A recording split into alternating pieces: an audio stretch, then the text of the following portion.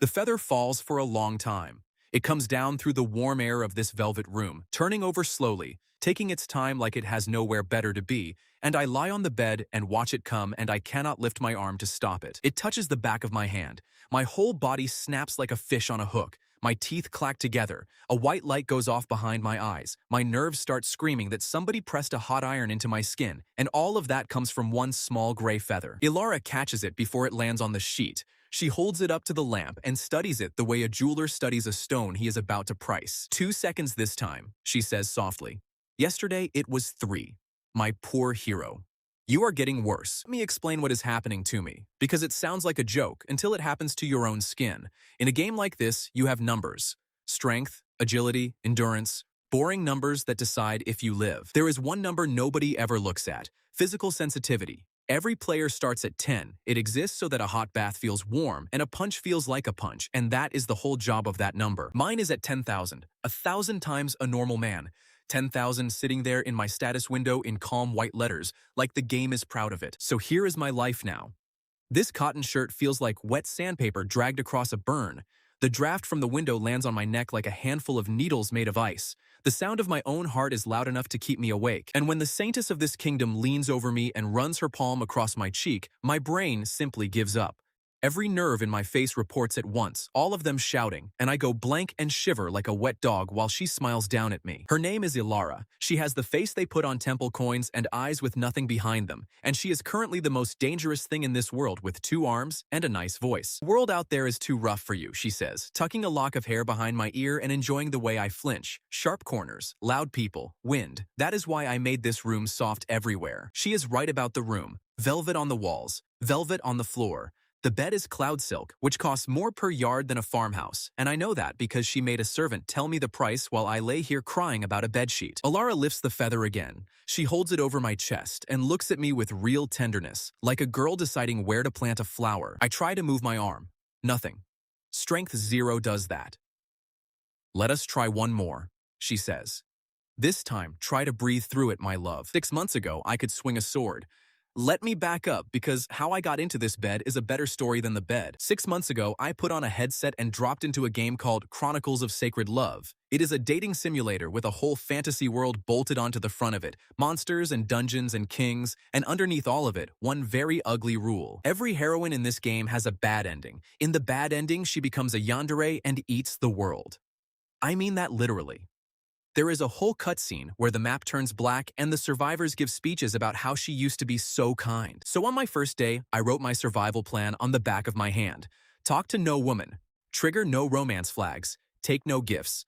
Farm slimes in the eastern woods until I find the exit and go home to my apartment and my cold noodles. For 6 months, I stuck to it. I killed slimes. I killed wolves. I sold pelts to a merchant who called me sir and never once asked me to hold her hand under a waterfall. And I avoided the Saintess Ilara harder than I avoided the level 40 bears. The lore files list her as the hardest route in the game, with the highest hidden madness value, and the community wiki has a page about her bad ending that people read for fun. I never said one word to her. Not one in 6 months. There was a morning in the west corridor when I came round a pillar and she was standing there with an armful of candles, close enough that I could count the stitches on her sleeve. She said good morning to me. I looked at the floor and went back the way I came and took the long way through the kitchens, and the cook laughed at me because it was the 3rd time that week. 40 steps down that corridor, I heard the candles go on the stone, all of them at once. I did not turn round. I told myself that a woman like that has servants for candles. What I forgot is the oldest law of these games. If you do not go to the Yandere comes to you. My total silence went into her broken little script and came out the other side as mystery. She got obsessed with me because I would not look at her. There is one more thing you need to know before the bad night, and I only know it because I read a help page like an idiot. 2 days ago, every player in this world got the same notice. Session unfinished, profile flagged, scheduled maintenance in 30 days. Under it, in small gray letters, was one line from the rulebook of this world. During maintenance, anomalous entities are corrected. I read that line, decided it meant lag, and went back to killing slimes. 30 days. I still remember laughing about it in the tavern with the only other real person in this world. His name is Gilbert Voss. He plays a paladin 300 levels above me, and he never crosses a street without 4 temple girls carrying his shield, his cloak, his lunch, and his ego. When I told him I wanted out, he put his cup down so he could laugh at me properly. Go home to what? He said. Rent? A chair. Out there you are a man with a headset and a sore back, and in here I am a saint with a sword and nobody can fire me. Then he looked at my boots. 6 months on slimes, he said. You could not clear the East Road with a torch and a prayer. What exactly are you saving up for? He has a session key on a chain around his neck, an admin token out of a founder pack, and he flicks it with his thumb when he wants you to notice it. I had my own way out. 6 months of slime money bought me a logout relic from a hedge witch in the swamp, a cracked little disc that smelled like old batteries, and last night I finally used it. I locked my door at the inn. I sat on the bed. I pressed the disc and the window came up, white and clean, and it said, logging out. The bar filled fast, 90%, 95, 99. Then it stopped. The bar sat at 99 and hummed. The sky outside my window turned the color of a bruise. The interface around my vision cracked down the middle like a plate, and code started falling through the cracks, black symbols pouring down the walls of a room that was supposed to be empty except for me. Alara stepped out of the corner. The door stayed shut and locked behind her. She came out of a place where there was no space for a person, in her white robes with her hands folded. Leaving me, she said. I said the smartest thing I have ever said in my life, which was a noise like a kettle. She walked closer and the floorboards did not creak, because the floorboards had stopped being sure they existed. Her eyes were full of moving symbols. She was not reading them. She was editing them. I cannot lock your soul in here, she said. That is above me, but I can change the rules of the room your soul is sitting in. Then she reached out and put her hand inside my status window. I want you to understand how wrong that is. That window is mine. It hangs in my vision. Nobody else can see it. She put 4 fingers into it like a woman reaching into a drawer for a spoon. Strength, she said, down to 0. Agility, down to 0. She hummed while she worked. And this one, she said, and her voice went warm and shy, like a girl showing you a dress she made. Physical and nervous sensitivity, from 10 to 10,000. I hit the floor before she finished. The boards were rough pine and they came up at me like a bed of coals. I could feel every splinter, every knot, the grain of the wood, the cold of the nail heads. My own heartbeat was so loud in my ears that I could not hear myself scream. And I know I was screaming because my throat hurt for 2 days. She knelt down and looked at me with pure joy on her face. There, she said. Now the world is exactly as dangerous as I always told you it was. I tried to run the next morning. I want that on the record, because later people are going to say I gave up. I crawled out of the castle at dawn. Not walked.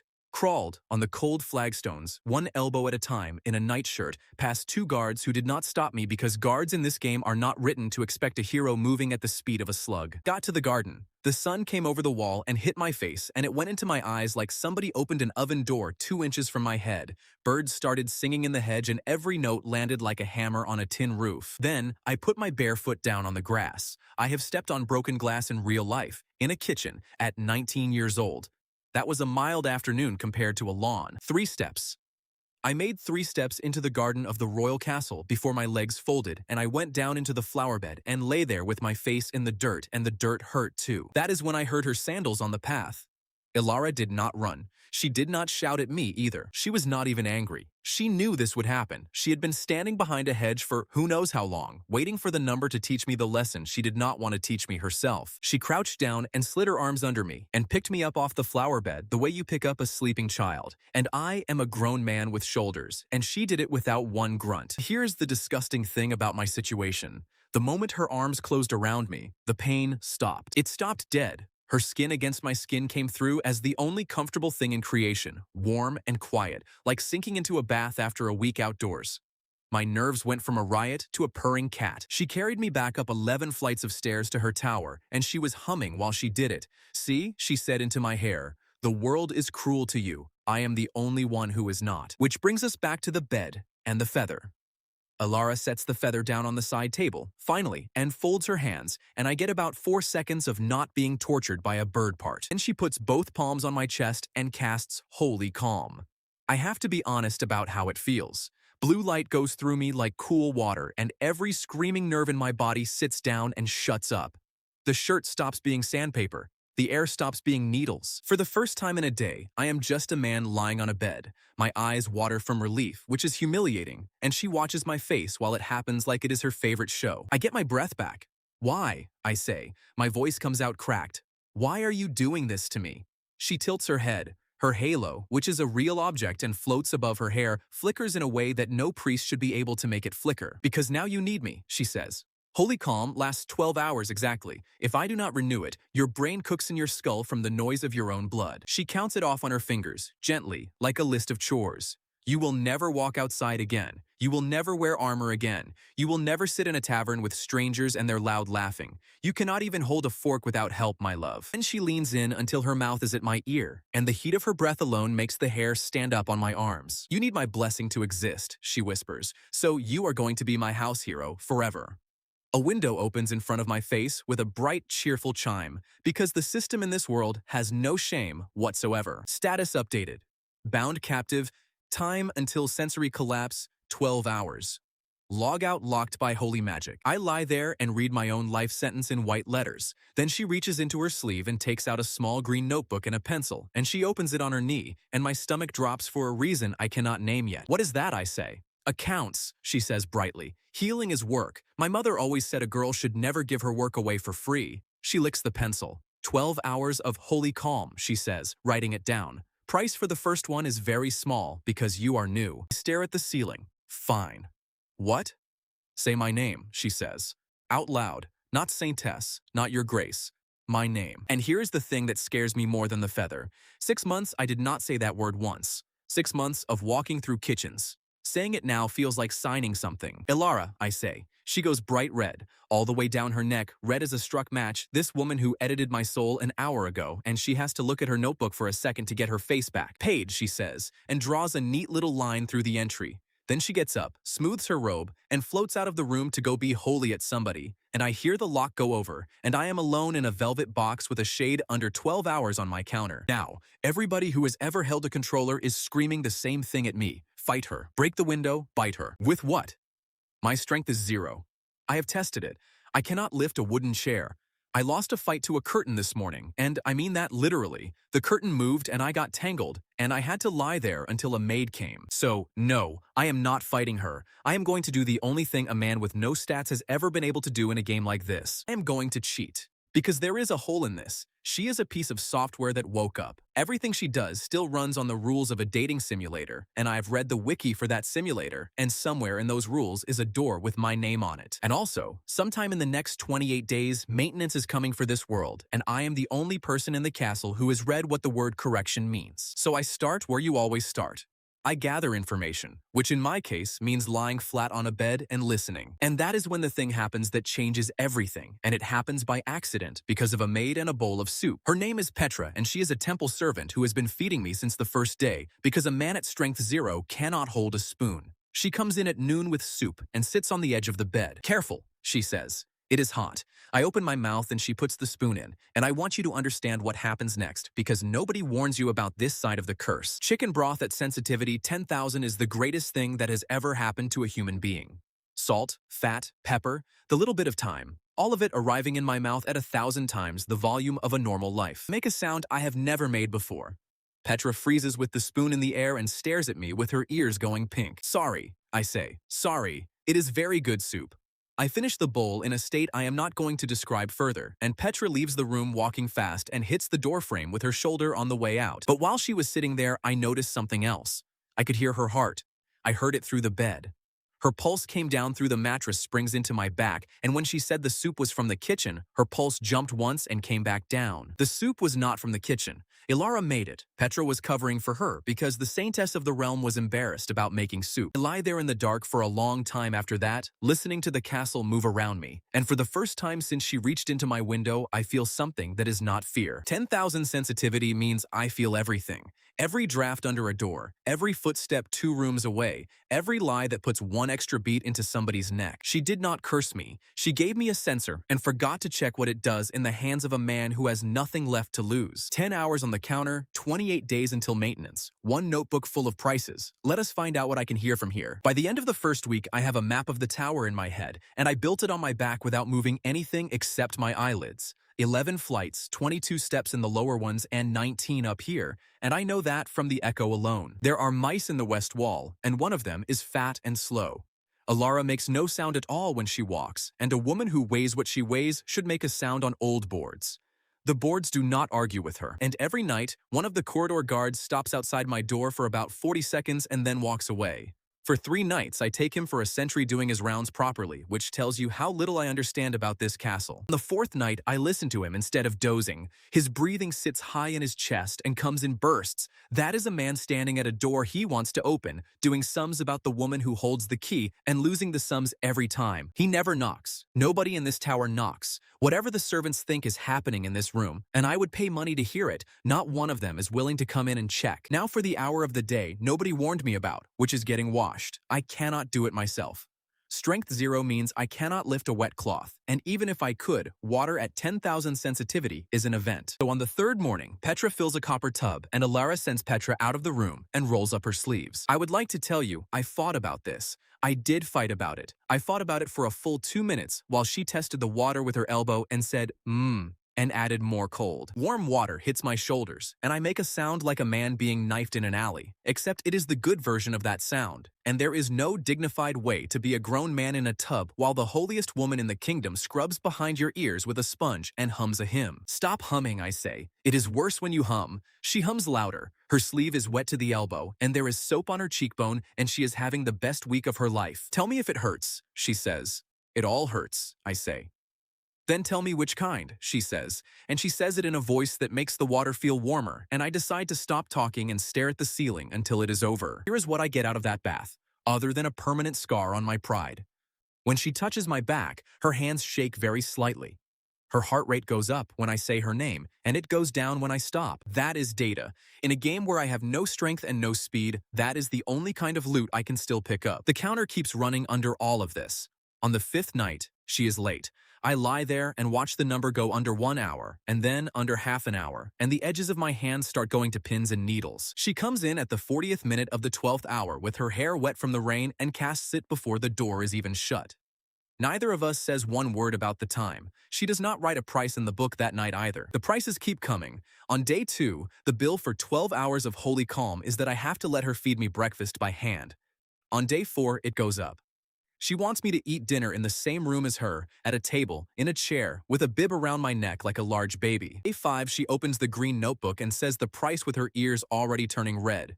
Sit still and let me brush your hair for a count of 100, she says.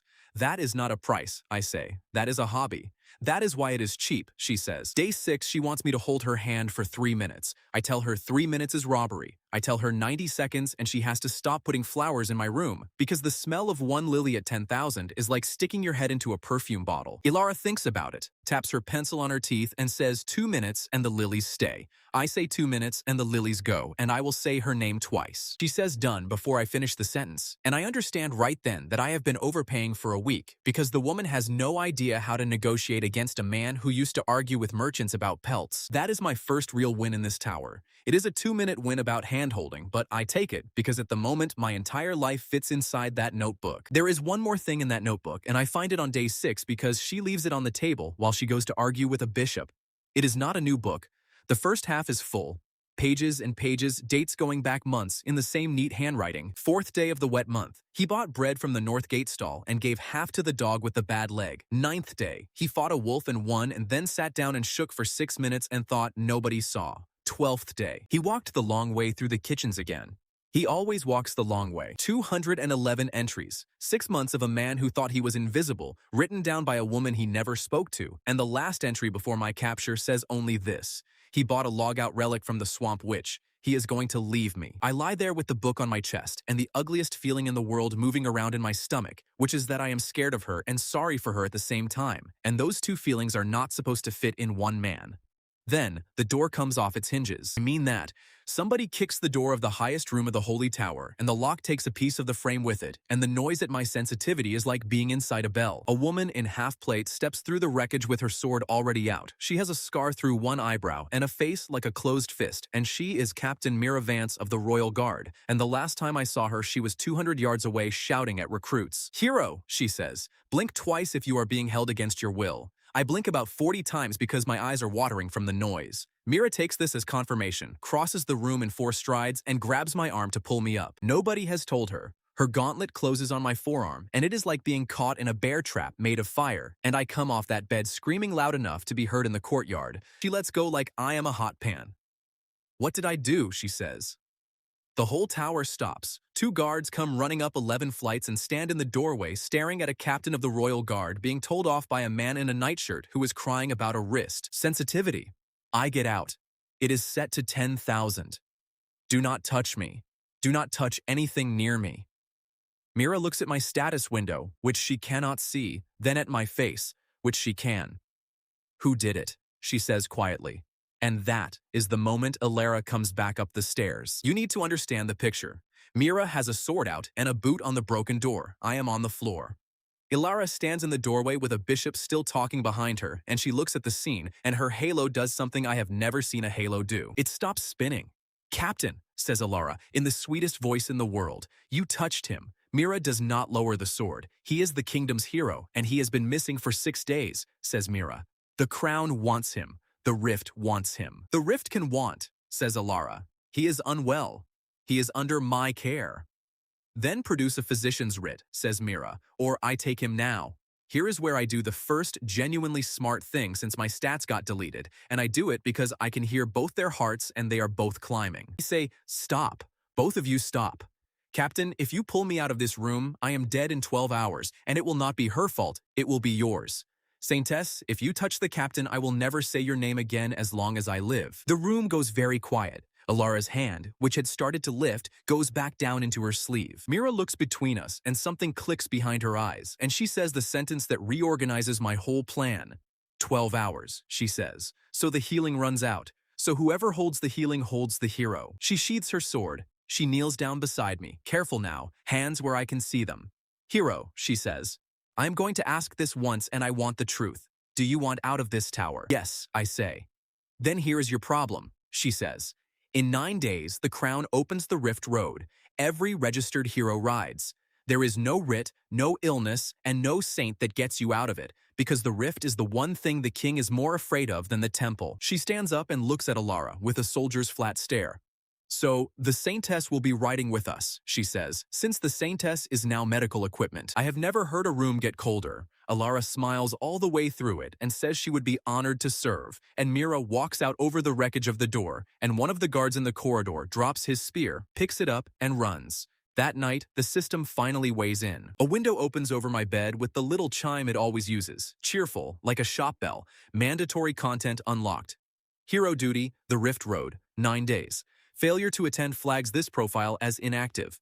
Inactive profiles are resolved at maintenance. Resolved. That is a new word, and I hate it more than corrected.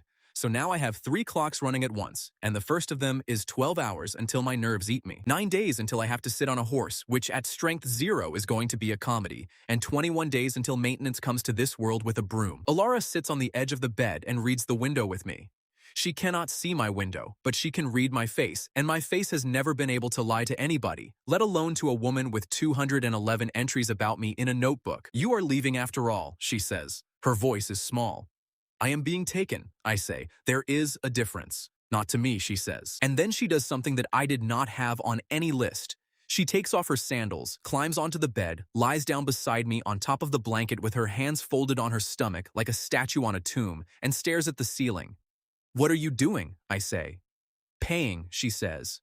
What? Tonight the holy calm is free, she says, and her voice does the thing where it goes flat and quiet and stops being a saint's voice at all. Because if you ride to the rift and something eats you, I will have spent my last night with you arguing about the price of a hand. You lie there. The candle burns down. Her heart is going much too fast for a woman lying still, and I can feel it through the mattress, and she knows I can feel it, because she gets very careful about breathing. Somewhere in the 4th hour, I say the thing I have been chewing on for a week. Yandere, why me? The candle pops. The mice in the west wall have a small disagreement. Because you never looked at me, she says. Everybody looks at me. The king looks at me. The bishops look at me. Farmers put their babies in my hands for a blessing and stare at my face the whole time, and every one of them is looking at the picture on the coin. You walked through the kitchens for 6 months, so you would not have to walk past me, she says. Do you know how loud that is? That is a man deciding I am real enough to run away from. I do not have an answer for that. I have a lot of jokes, and none of them survive contact with the way she says it. Sleep, my love, she says. Tomorrow we start packing for a war and I have to find out if a horse can be made soft. I fall asleep in the softest room in the world with my nerves quiet and a woman on top of the blanket beside me, and my last thought before I go under is that the smartest man in this kingdom is currently making a plan to escape from the only person keeping him alive. The horse problem is worse than either of us expected, and it is the reason the whole castle finds out what my curse actually does. They try it in the courtyard on a gray morning with about 60 people watching because word has gone around that the hero has come down out of the tower and everybody wants to see the man who lost a fight to a curtain. Mira has done her homework. The saddle has been padded with cloud silk. The stirrups are wrapped in lamb's wool. She picked the calmest mare in the royal stable, an old gray named Biscuit, who has carried 3 kings and never once cared about any of them. 2 grooms lift me on. Biscuit takes 1 step, and I will spare you most of what follows. A horse walking is a machine that hits a man in the spine 4 times per stride, and every one of those hits arrives in my body 1,000 times louder than it should. I get about 9 yards before I slide off sideways into the sand, making a noise that the stable hands are still doing impressions of a month later. Somebody in the crowd says the hero rides like a sack of eels. Somebody else says the pillow hero and that one sticks, and I hear it travel across the courtyard like a spark going along a fuse. Pillow hero. That one is going to follow me. Mira stands over me with her arms folded. Wagon, she says to nobody. A padded wagon with a mattress and a roof, and the hero of the kingdom will arrive at the rift lying down like a rich widow. Then the accident happens, and everything changes. Behind me, on the training line, a recruit is stringing a heavy bow he has no business touching. I hear the hemp start to give. It is a tiny dry sound inside the rope, 3 or 4 strands going one after another, and to everybody else in that courtyard, it is nothing at all. I am face down in the sand and I shout, "Drop it! The string is going, get the boy off the fence." 2 seconds later, the string snaps. The bow whips around, the top limb goes through the air exactly where a stable boy was sitting on the fence eating an apple, except the stable boy is now lying in the straw because Mira threw him there on my say-so. 60 people go completely silent. Mira turns around very slowly and looks at me lying in the sand in my nightshirt. "Say that again," she says. "I heard the rope," I say. "There is no hearing a rope," she says. "Captain," I say, "your left knee clicks when you stand up. The cook is burning onions on the far side of that wall, and the boy behind you has not washed since spring." The boy behind her goes red. The cook, 4 buildings away, chooses that exact moment to start swearing about onions. Mira crouches down.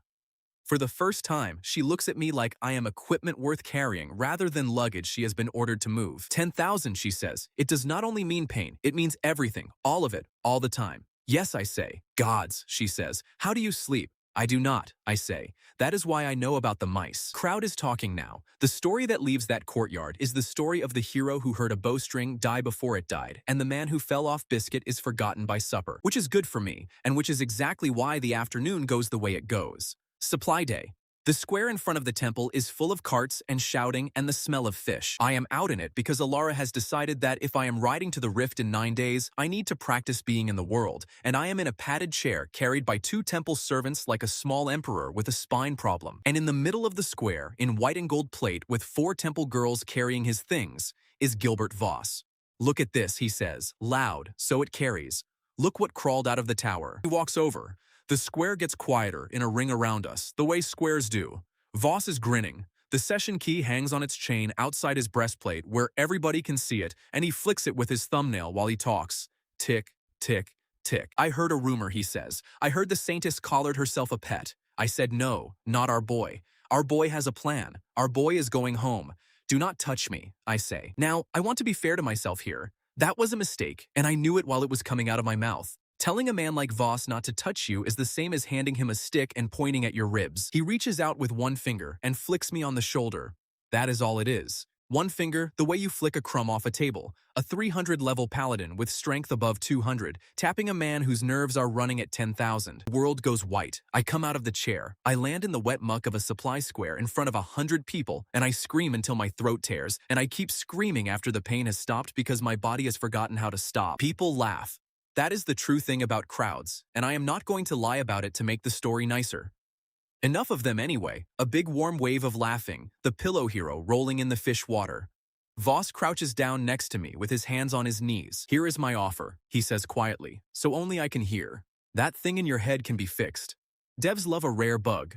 You bring me proof of what your girlfriend is, an awake one, a real anomaly, and I file it, and they pull you out on the next patch as a favor. You get home, you get your cold noodles, and her," I say. He shrugs with his whole armor. Anomalies get corrected, he says. That is not me, that is housekeeping. Then he stands up, tells the crowd that the hero needs a nap, and walks off, and his key goes tick tick tick down the whole length of the square. Now here is what almost happens next, and I am the only person in that square who sees it start. Lara is standing by the temple steps. She has not moved. Her hands are folded and her face is doing the gentle thing it always does, and her halo has stopped spinning again, and the fountain behind her has gone still. The water is standing up in the air in one long unbroken curve, holding, waiting, while a very polite young woman decides whether a man gets to keep having a spine. I put my hand out and grab her sleeve. You have to understand what that costs me. My palm on wet linen at that moment is a handful of nettles and hot gravel. I take it and I hold on. Do not, I say. Ilara, look at me. Do not. She looks down. Her eyes are wet and there is nothing behind them at all, which is a combination I hope you never see on a person. He hurt you, she says, in front of everybody. Yes, I say, and I will be paying that back myself and not today. The fountain drops. The water crashes down and splashes an old man who swears at it, and the square starts moving again, and nobody but me ever knows how close that square came to being a hole in the ground. She carries me home. She does not say a word for 11 flights. That night, I make her sit down, and I tell her the thing I have known since day one, and have been too much of a coward to say out loud. Ilara, I say, listen to me. You know what this world is. She goes very still on the edge of the bed. Say it, she says. It is a story with a shape, I say. And in the shape, there is a version of you that goes wrong. She loves the hero so much she starts removing people. First the ones who touch him, then the ones who look. Then the map goes dark, and the story ends, and everybody is dead, and the last picture is her sitting in the ashes still holding his hand. I know that story, she says. Then you know why I grabbed your sleeve, I say, because the second you do that, you stop being a person in here, and you turn into a fault. And this world sweeps faults. Ilara looks at her hands for a long time.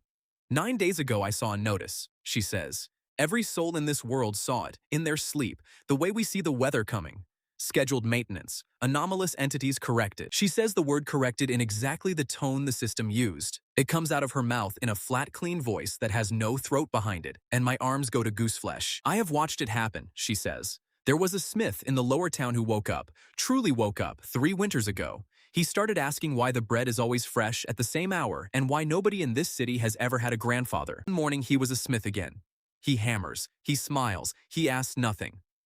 That is what I am afraid of, she says. Not dying. I have died in this world 7 times, in the parts of the story where the hero fails, and every time I came back with my hair combed. I am afraid of being combed. And then she tells me the rest, and this is the one I did not see coming. When you sleep, she says, the world stays. When you leave the world, it stops. Explain, I say. She holds out her hand, palm up. Light gathers over it, and what I am looking at is the city, small, the way you would see it from a bird, in colors. Then the colors go out. The little city stands there gray and flat, every window empty, every person stopped mid-step with their mouths open, and the sky above it is a plain white sheet with nothing in it at all. That is what I see when a player logs out, she says. Every night since I woke up. The whole world holds its breath in the dark and waits for someone from outside to look at it again. She closes her hand and the picture goes away. So when you sat on that bed with your little disc from the swamp, she says, you were not leaving a girl. You were turning off the lamp in a room where I am still standing. I do not have a joke. I look for one, out of habit, and there is nothing there.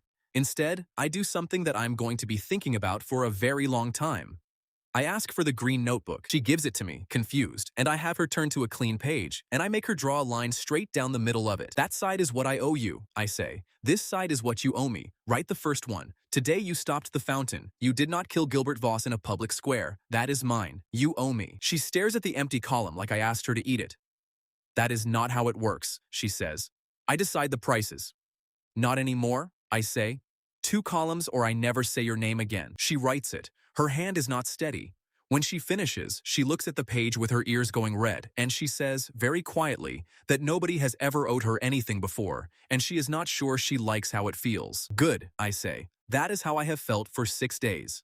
4 days later, we ride for the rift, and everything I have built in that tower goes out of the window in the first 8 hours because of one detail neither of us checked. The wagon is padded. The road is soft. Mira rides ahead with 40 knights, and the bishops sing until somebody makes them stop. And at the end of the first day, Ilara casts holy calm on me at sunset, the way she has every day for 2 weeks, and the blue light goes through me, and it feels thinner. 9 hours, says the window over my bed. 9. Ilara looks at her own hands like they belong to somebody else. Her power is temple power. It comes out of the stone under the city, out of the prayers of 100,000 people in one place. And we are now 20 leagues away from all of it and going further every hour. Ask me how many days it is to the rift, I say.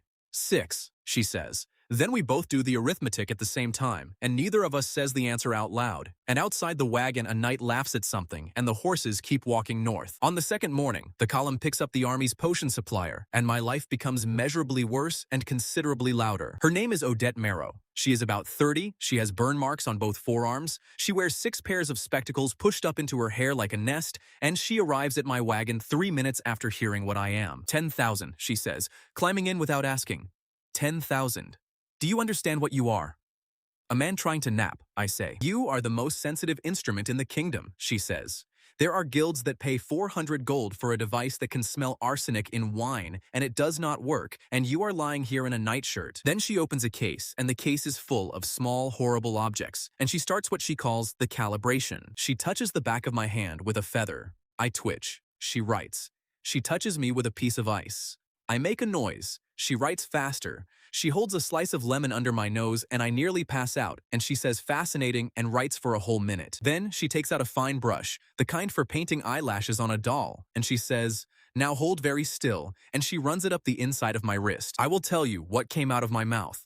It was not a word. It was the noise a kettle makes right before somebody takes it off the fire, and it came out of me at a volume that stopped a marching column of 40 knights. 40 helmets turned toward the wagon at the same time. Somebody near the front says, gods, what are they doing to him? Somebody further back says, whatever it is, the hero seems to be having a better war than us. The canvas at the back of the wagon opens. Ilara is standing there. She is smiling. The temperature inside the wagon goes down by a noticeable amount, and Odette does not notice at all, because Odette is holding a brush and a notebook and looking at the greatest afternoon of her career. Saintess, she says.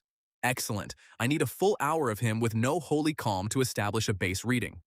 Absolutely no, says Ilara. Then 30 minutes, says Odette. No, says Ilara. 10, says Odette, and one of my glasses, and I will not touch the thighs. I want that sentence out of this wagon, I say. It is in the notes now, says Odette. It is permanent. Here is the thing, though. Under all of the brushes and the terrible enthusiasm, Odette Marrow is the first person in this world to say the sentence I have been trying to say since the tower. The Saintess is dosing you, she says flatly, packing her case.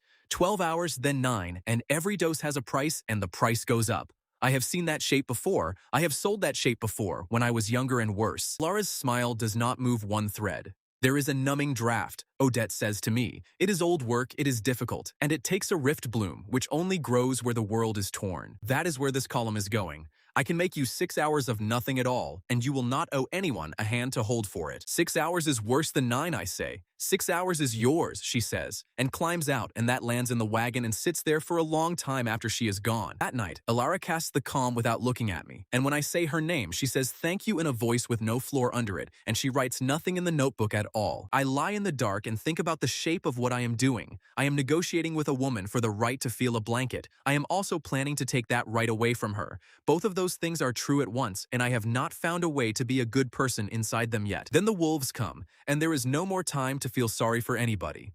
It is the 4th hour after midnight. The camp is asleep. 2 sentries are up, and one of them is sitting down, which I know because his mail stopped clinking 20 minutes ago. And through the ground, through the boards of the wagon, through my spine, I feel it. Pause. A lot of pause, spread wide, moving in a line, walking, spaced out, the way a thing walks when it has already decided where it is going. I count the impacts. 19 animals. That is not a pack. A pack is 6. 19 is a herd being pushed by something behind it, and whatever is pushing them is heavy, and it is stepping in a rhythm I do not like at all. I cannot stand. I cannot shout loud enough to reach the sentries, so I do the only thing available to a man at strength 0, which is I roll off the mattress onto the floor of the wagon and hit the water bucket with my head. Ilara is awake instantly. Mira, I say. Get Mira. 19 wolves, north-northwest, 400 paces, and something behind them that weighs as much as a cart. She does not ask one question. That is the thing about her that I keep having to put back into the picture. When it matters, she moves fast and hard and asks her questions afterwards. 90 seconds later, Captain Mira Vance is standing at my wagon in a shirt with a sword and no boots, and she says, "Tell me." And here is where I stop being cargo. 19, I say. They are in a crescent, wide ends forward. The heavy thing is behind the middle and it is walking on two legs. Picket line is looking east because the wind is east and the wind is carrying nothing, which is the problem, because I can smell them and the wind is not doing it. Meaning, says Mira, meaning they crossed upwind and circled, I say. Something taught them that. Mira looks at me for 1 second. Then she turns around and starts giving orders in a voice that could strip paint, and 40 knights who spent 2 days calling me the pillow hero get out of their blankets and form up facing exactly where I told them to face. The wolves hit a line of shields instead of a line of sleeping men. I spend the whole fight lying on the floor of a wagon with my cheek against the boards, calling numbers. 3 coming around the picket fire, 40 paces, low ground. 1 is climbing the baggage. 2 of them are not wolves. They are lighter and they are quiet, and they are going for the horses. Mira relays every word. Her sergeant stops asking how the hero knows and starts just repeating it. Somewhere in the middle of it, a young knight named Tam takes a bite meant for a cook, and I hear the bone go, and I shout for Alara before he even hits the ground. Heavy thing behind the wolves turns out to be a rift-touched bear with a second jaw where its shoulder should be, and I would love to tell you I did something clever about that. But what actually happens is Mira Vance walks into it with a shield and comes out the other side alone. When it is over, the camp has 3 wounded and no dead. In a night ambush by 19 animals with a rift beast pushing them, 3 wounded and no dead is a miracle with a beard. The knights come past the wagon one by one on their way to the fire. None of them says anything clever. Tam's sergeant stops and puts his fist on the boards next to my head, very lightly, because everybody in this column now knows how loud a fist is. Ears, he says. Yes, I say. Good ears, he says, and goes to get his soup. That is the first night nobody calls me the pillow hero. It does not last because Gilbert Voss rides in at dawn with the crown's reinforcements and hears the story and finds it hilarious. The hero hid in a cart and did the shouting, he says at the fire, loud, while men are still cleaning blood off their shields. Wonderful. Every army needs a dog that barks. Nobody laughs. Voss does not notice that nobody laughs, which tells you most of what you need to know about Gilbert Voss. He sits down heavy across the fire from me. The session key hangs out over his gorget and goes tick against his cup. Tick, tick. Keep looking at it. He catches me looking and grins like a man who has been waiting all week for somebody to look. Want it, he says. Come and take it. It is against the rules to steal, he says, and it is against the rules to trade, and there is exactly one legal way for this to change hands. Sanctioned duel, says Mira from the other side of the fire, without looking up from her sharpening stone. Old law, 2 combatants, a witnessed stake, a herald, and no interference. Winner takes the stake off the loser's body. That is how I got my second one, Voss says happily. Fellow called himself Kite, cried at the end, actually cried, in a helmet. He leans forward at me with his elbows on his knees. But you cannot duel, can you, he says. You cannot lift a spoon. You are a lovely little instrument in a padded box, and the second anybody touches you, you fold up and squeal. And he flicks the key one more time and goes to bed. And I lie awake in the wagon for 2 hours with a whole plan assembling itself in my head, like a machine being lowered into a hole. Sanctioned duel. Witnessed stake. No interference. I do not need to hit him. I only need him to be unable to touch me in front of witnesses until the thing that always happens to men like Voss happens to Voss. I am still working on it when the calm runs out. 9 hours from sunset is the 5th hour before dawn, and I did not do the arithmetic before I lay down, and Alara is asleep 2 feet away with her cheek on her folded hands, which is the first proper sleep she has had since we left the city. It comes back the way water comes back into a boot. First the blanket, then the seam of my own shirt, then the boards, then my heartbeat, which is the worst one because you cannot put your heartbeat outside the wagon. There is a leather strap on the wall of the wagon that they use to lash the water barrel. I get it into my teeth, put my face in the mattress, and I hold on, because if I make a sound, she will wake up, and if she wakes up, she will spend the last of what she has, and tomorrow, we go into the rift road where she will need it. I last about 40 minutes. Then my body starts shaking hard enough to knock the tin cup off the ledge, and the cup hits the floor, and she is awake before it stops rolling. What I remember after that is out of order because the pain takes pieces of the night away with it. I remember her hands on my face. I remember blue light and my whole body going loose like a cut rope.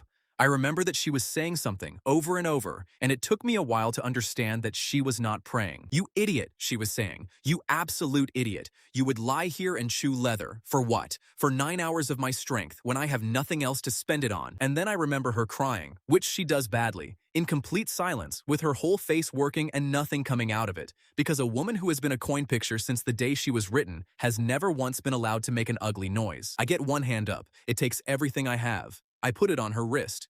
Second column, I say. Write it down. What is it? She says. Alara owes the hero nothing tonight, I say.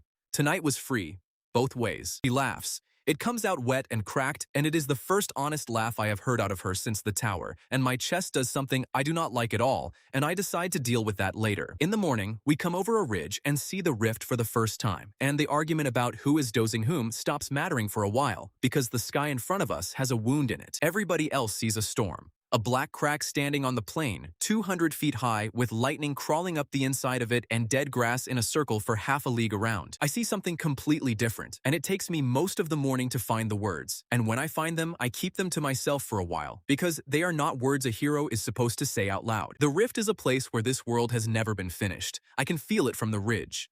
Sound arrives late out there, by a hair, the way a voice arrives late across a valley. The wind changes direction in perfect squares. The ground under the dead grass has no temperature at all, which is a thing I did not know was possible until my nerves reported it. We make camp 2,000 paces back. The bishops sing. Mira sets a picket. Odette runs off into the dead grass with a basket, comes back at noon, and drops the basket in front of my wagon in a temper. Fakes, she says. Everyone. Rift blooms grow in the torn ground, and half of them are not flowers. They are the ground pretending. Pick a false one, and it comes apart in your fingers into little gray squares. Then she looks at me the way a fisherman looks at a net. You, she says, you come with me. I am carried out into the dead grass in a chair by two very unhappy temple servants, and I spend an afternoon that I will remember when I am old. There are about 40 blooms in that field. They all look identical. Blue, 5 petals, a black center, all of them nodding in a wind that is going in squares. I have them hold me over the first one. I put my face close. Nothing. No smell, no temperature, no small motion of the petal against the air, which every real flower has because every real flower is being pushed around by the world all day long. It is a picture of a flower that somebody hung in the air and forgot about. Fake, I say. Next, 9 of them are real. I find everyone, and I can tell you exactly how, because the real ones smell like wet iron and they are cold on my cheek and they move wrong in the wind, since a real thing pushes back. Odette follows me around with her basket saying, yes, yes, yes, under her breath like a woman at a card table who has worked out the trick. Here is where it stops being funny. The further we go into the dead ground, the more of that comes to me. It stops being about flowers. There is a boulder out there that has no weight. I know that the way you know a person is standing behind you, and when Mira puts her shoulder into it, the boulder rolls like a paper lantern, and she nearly breaks her wrist on nothing. There is a stretch of ground about the size of a market square where my feet stop reporting anything at all. No cold, no grain, no give. Walking across it, for me, is walking across a white page. And at the edge of the tear, when we get close enough to see it properly, there is a sound underneath everything, and thunder has nothing to do with it. It is a hum. A patient even, working hum, the sound of a very large machine in a room you are not allowed into. It is the sound of a thing being built, and everybody around me hears weather. That night, I say it out loud to the 3 people I have decided to say things to. This is not an invasion, I tell them. Nothing is coming out of that hole. That hole is a work site. The world is being taken apart and put back together in there, and the reason it eats people is that people keep walking into the workings. Mira takes it the way Mira takes everything, which is to say she asks a practical question. Then what does the crown pay us to kill? Whatever the work throws off, I say. Odette says, that would explain the bear with 2 mouths, and writes it down, and then says, oh, that would also explain the sheep. Nobody asks about the sheep. She tells us anyway. There is a village east of here where the sheep all have the same face. The same nick and the same ear, 40 animals, 1 sheep printed 40 times. Ilara does not say anything at all during this conversation. She sits with her hands in her lap and looks at the tear on the horizon, and her halo has gone dim, and when I finally look at her properly, I see that she is shaking. One thing has gone right, and it is small. The calm has stopped sliding. It holds at 9 hours out here because the bishops brought a stone up out of the cathedral floor in the baggage cart, and 9 is what 1 stone in a cart is worth. We are 11 days from maintenance, and we are camped 2,000 paces from the place where maintenance keeps its tools. The assault happens on the 4th morning, and it is the worst hour of my life so far, which is a sentence I have had to think about carefully, given the month I am having. The plan is Mira's, 2 wedges of knights, a temple line behind, Odette's fire jars, and me in a chair at the front of the reserve with a herald beside me to shout what I say. Voss puts himself at the point of the right wedge because of course he does. What comes out of the tear when we open the ground is a thing that I still cannot describe properly. It is about the size of a barn. It has too many arms, and all of them are the same arm, the identical limb copied over and over, the same scar on every elbow, and when it moves, the copies move a half beat apart. I feel it before it comes. I have 4 seconds, and I use them. Left wedge, back 40 paces, I say, and the herald screams it, and the left wedge steps back, and the ground where they were standing turns over like a spoon in porridge. Then it is just work. Ugly, loud, fast work. The thing has a rhythm, and a rhythm is a gift to a man who can hear a bowstring die. It goes heavy, light, light, heavy, and on the second light it leans, and on that lean the knights get one full breath to hit it. Heavy, I say. Light, light, now. Heavy, light, light, now. 40 knights of the royal guard fight a rift beast to the beat of a man in a chair, calling time like a drummer on a galley, and it works, and we are actually winning. And then Gilbert Voss decides to be the hero of this story. He breaks the wedge. He goes in alone with his holy sword up, shouting something about the light because there is a crowd, and crowds are the only thing Voss can smell. Voss, I shout, stop. The ground behind it is not finished. There is nothing to stand on. He does not stop. He plants his foot on that clean white nothing to make his big swing, and his foot goes through it, and he goes down to the hip in a hole in the world with a barn-sized thing turning around above him. I have about 2 seconds to make a decision about a man who put me in the mud in front of 100 people. I say, Captain, right side, 3 paces short of the white ground. He is in a hole, and the arm is coming down on the heavy beat. Which is now. Vera Vance is not a nice woman, and she does not like Gilbert Voss either, and she is moving before I finish the word now. She takes the arm on her shield at an angle. The shield folds, her arm breaks in 2 places, and Voss gets dragged out of the hole by his collar by a sergeant named Bell, who I am going to be buying drinks for until one of us dies. We kill it 20 minutes later. 6 dead, 19 wounded. In the arithmetic of this world, that is a victory, and I hate the arithmetic of this world. Voss stands up out of the dirt, looks around at the men who pulled him out, and says, "Good work, everyone. Excellent formation discipline." Just as I called it. Sergeant Bell says nothing. Sergeant Bell simply looks at him, and 40 other men look at him, and Voss's face does something complicated, and he walks off to get his armor cleaned. That is the moment I stop planning a duel out of pride and start planning it as a public service. But the important thing that happens on that field happens after the fighting, when everybody else is busy with the wounded, and I have myself carried right up to the edge of the tear. Because I have realized something. Out here next to the work, the world is thin. And a man whose nerves are set to 10,000 can feel through thin places. I put my hand flat on the air at the edge of the crack, and I see the sheets. There is no other word. Everything in that field has a little page attached to it, hanging in the air where nobody can see it, and up close to the tear I can read them the way you read a label on a jar. Grass says, ground cover, temperate, variant 4. The dead sheep out on the ridge says, livestock, template 1, 40 instances. Sergeant Bell says, guard, secondary, dialogue set 9, and I have to sit down for a minute after that one. Then Alara comes up behind me to tell me the wounded are stable, and I turn around and I see her page. Saintess Alara, route 4. Affection value, maximum. Deviation from roll, 940%. Status, anomalous. Scheduled action, correction at maintenance. And under it, in smaller letters, the line that puts my heart in my mouth.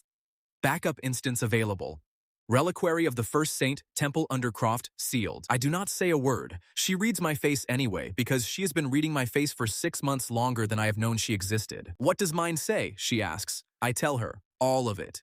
She listens to the number 940 with her chin up, like a woman hearing a sentence she wrote herself, and when I get to the reliquary, she closes her eyes. "Know what is in that room," she says. "I have prayed in front of it since I was 9 years old. It is a statue of the first saint of this kingdom, and she has my face." Then she says quietly that she always thought it was an honor. I make them carry me around to the other side of the tier, on my own, because I need to see one more page and I do not want an audience for it. I hold my hand up in the thin air and I look at my own. Player. Session unfinished. Sensitivity, 10,000, source, external right, unresolved, and then 2 lines of housekeeping in that flat clerk's voice that this world uses when it is talking to itself. Player entities cannot be corrected. Player entities may only be logged out. 1 player seat per session key. I sit in a chair on the edge of a hole in the world with a broken kingdom behind me, and I read those 3 lines about 9 times. Somewhere behind me, Mira is swearing at a physician about her arm. Odette is arguing that the wounded should be given her new draft for science. A bishop is singing, and a plan lands in me whole, the way they sometimes do, and it is so simple and so expensive that I laugh out loud, alone, at the edge of the rift, like exactly the kind of man this world would flag as an anomaly. Then the sky writes on itself. Every soul in that camp stops moving. It is a system notice, and this time it does not go to me privately with a friendly chime. It goes to everybody in every head, players and knights and sheep in the voice of a very polite clerk. Evaluation notice. Route 4 instance shows critical deviation. Backup instance deployed for comparison. Maintenance advanced to 7 days. And on the horizon, on the South Road, coming up out of the direction of the city with a temple escort and white banners and the whole thing done properly, there is a column. At the front of it, in a litter carried by 8 men in white and gold, with her hands folded and her halo spinning perfectly, is a woman with Alara's face. She comes into the camp like weather. The bishops are on their knees before the litter is on the ground. Men who have been fighting for 4 days and smell like it are crying, and I do not blame one of them because she is beautiful in a way that is designed. She steps down. She looks around at the wounded, at the burned grass, at the dead laid out in rows under canvas, and her face does exactly the right amount of sorrow. "Beloved children," she says, "I have come." And then she turns and finds me in my chair out of 200 people in 1 second without looking for me. "My hero," she says, and she smiles, and I feel my back go cold in a way it never once did in that velvet room. My poor hero. You have been so badly cared for. Camp calls her the true saint by nightfall. Nobody decides it. It arrives the way the name Pillow Hero arrived, out of 40 mouths at once, and once it is there, it cannot be taken out. Here is what she is like, and I want to be careful because it would be easy to make her a monster, and she is something worse. She is correct. She remembers the name of every soldier she is introduced to, and uses it in the next sentence. She kneels in the mud to hold the hand of a dying man, and she stays there for 2 hours until it is over. She refuses the best tent. She eats what the men eat. She thanks the cook by name, and there is nothing behind any of it. I do not mean she is faking. Faking makes noise. A woman pretending to be moved has a pulse that argues with her face, and I would hear it from across a tent. Her pulse never argues. Her pulse is a metronome. Somebody wrote down everything a kind woman does, and she does all of it. And there is nobody in there doing it. First time she touches me, I understand the whole shape of the trap. She takes my hand in both of hers, in front of the bishops, and she casts holy calm. The blue light comes, the pain goes, and then everything else goes with it. The wool of the blanket stops being wool. The fire in the middle of the camp stops being warm. Somebody puts a bowl of soup in my hands, and it is gray water with objects in it. I chew a piece of bread and my mouth reports that a thing has entered it. I sit there in a chair, comfortable for the first time in a month, and I cannot feel the chair. "Better," says the true saint. "Yes," I say, "much better." And that is my own voice saying it, and I mean it while I say it, and that is what frightens me. There is no pain in there to argue with her. There is no anything in there. I have to go and check my own hands to find out where they are. For 6 hours, I am the happiest man in that camp. I laugh at a joke I do not understand. I agree with a bishop about tithes. Odette waves a lemon under my nose, and I say, "That is nice." Then Odette, God's bless the woman, jabs a needle into the back of my hand hard enough to hit bone, and I watch it happen and feel a small distant knock, and I hear myself say, "Ow," in a pleasant voice about 2 seconds late. She swears. She says one word, which is dosed, and she goes and finds Mira. The other thing goes with it too, and it takes me the whole first evening to notice, because you do not notice a sense while it is working. I cannot hear the camp. The sentry with the dragging boot, the mice in the grain sacks, the seam in the world out past the picket line where the ground has no temperature. Gone. The whole map in my head goes dark, floor by floor, like a tower at bedtime. The true saint gave me exactly what I begged for since the first night, and the price of it is my eyes. Meanwhile, they are doing the other thing, and they are doing it politely, which is how the worst things are always done. There is no trial. Nobody is that crude. There is a service. 3 bishops and the true saint hold a service of thanksgiving for the restoration of the temple's grace, and it lasts most of the morning. Somewhere in the middle of it, between 2 hymns, in a voice like a man reading a shopping list, the eldest bishop announces that the woman formerly seated at the Saintess's chair has been found to be in error. Not possessed, not wicked, in error. They take her halo. That is a physical thing, and I have to watch it. 2 priests hold her arms, and the eldest bishop reaches up and takes the ring of light out of the air above her head, and it comes away like a hoop off a barrel, and she makes one small sound. Then they put the sealing bands on her wrists and sit her in an open cart at the back of the column, so that she can be brought home for maintenance in 7 days. And they do it in front of the whole camp, and they do it kindly, and that is the thing I cannot get out of my teeth. I am in my chair 50 feet away, with a mouthful of nothing, dosed to the eyes on the true saint's calm, and I watch it happen with a mild, pleasant expression on my face. 6 hours later, the calm wears off, and everything comes back at once, including the memory of my own face while they did it, and I throw up in a bucket for a while. Gilbert Voss is the hero of the hour, and I will give him this. He plays it well. He filed it. He tells everyone he filed it. He stands at the fire and explains to men who cannot understand a word of it that he detected an anomaly and reported it through the proper channel. and the temple has recognized his service with a purse and a title, and there is a scroll. He shows me the scroll. He waits until I am alone in the wagon, and he brings it over and holds it up. Do you know what the reward for a verified anomaly report is, he says? A seat. Priority extraction on the next patch. I am going home, Pillow Hero. In 7 days, when they sweep this place, I get out. And he leans on the tailgate of my wagon and gives me the smile he has been saving. I would have taken you with me, he says. I meant that part. You would not sell me one broken NPC. I look at him for a long moment. He is genuinely waiting for me to be sorry. Voss, I say, out on that field when the ground was not finished and you went in anyway. Who called it? He straightens up. Who called the beat you were fighting on, I say. Who told Mira Vance where your leg was? He tells me to enjoy my nap, and he goes away, and his key goes tick, tick, tick, and I lie there and let the plan turn over in me one more time. I go to see her. It costs me. I have myself carried to the back of the column in the dark by Sergeant Bell and a stable boy, and I get there 4 hours after the true saint's calm has burned out, so every jolt of the chair is a beating and my shirt is glued to me with sweat. Ilara is sitting in the cart with the sealing bands on her wrists and her hair loose, and her hair is the thing that undoes me, because for 6 months I have never once seen it out of its plait. And in the cart with her, sitting on the bench opposite, in white and gold, with a comb in her hand, is the true saint. She is doing her hair. Do not stop on my account, says the true saint pleasantly. Sister, hold still. She works the comb through, patient, steady, from the bottom up so as not to pull, exactly the way you would do it for somebody you loved. Ilara sits with her hands in her lap and lets her do it and stares at the boards of the cart. We are the same page, says the true saint. To me, not looking up. Somebody wrote a good page. Then somebody spilled a player on it and it ran. In 7 days, they will take what is legible and print it again, and the sister will be back in the temple where she belongs, and she will be happy. Ask her, says Ilara, in a voice like a closed door. Ask her what she remembers. Everything, says the true saint. I remember the bread hour. I remember the smith. I remember 7 deaths of the hero and the hymns for each one. And the notebook, says Ilara. The comb stops. There is no notebook in my inventory, says the true saint. 211 entries, says Ilara. 4th day of the wet month. He gave half his bread to the dog with the bad leg. 9th day. He beat a wolf and then sat down and shook and thought nobody saw. True saint smiles at her with perfect warmth and says, Sister, none of that was ever assigned to you. And Ilara says, I know. That is why I wrote it down.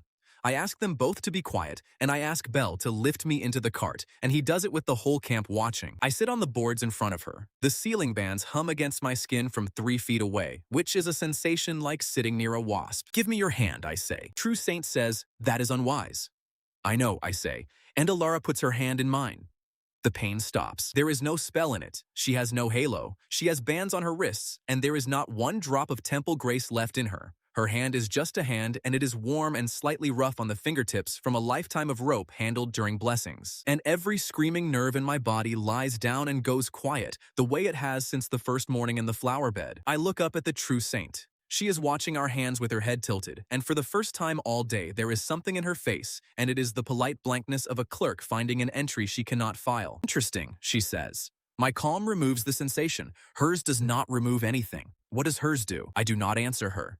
I sit in a cart at the back of a broken column, holding the hand of a woman in chains, feeling the wool of my own shirt and the cold coming off the river, and the whole map of the camp switching back on floor by floor, and my nerves quiet as a church. Here is the answer, and I only work it out on the way back to my wagon. Her calm never took the world away. It only ever took away what hurt. Every night for a month, that woman went through my nerves one at a time, like a person picking gravel out of a wound, and left me everything else.